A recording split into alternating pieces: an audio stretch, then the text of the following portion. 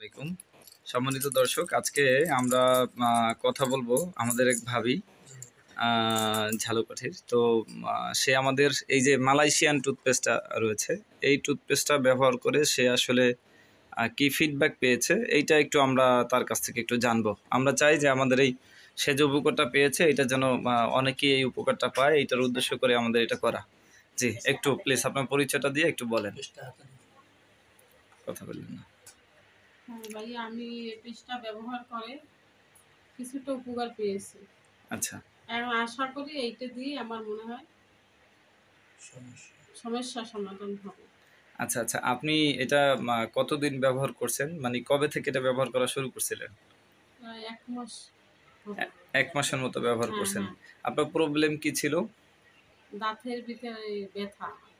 আচ্ছা, আচ্ছা। আমার এই থাইরয়েডের সমস্যা ছিল। আচ্ছা, ওইটা আচ্ছা। দিয়ে দাঁত অনেকগুলো নষ্ট হয়ে যাইতেছে।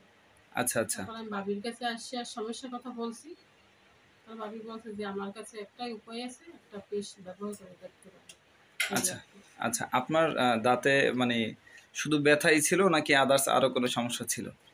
ওইটাই ছিল। ব্যথাই আচ্ছা, ছিল, শুধু ব্যথা করত। আচ্ছা, আচ্ছা।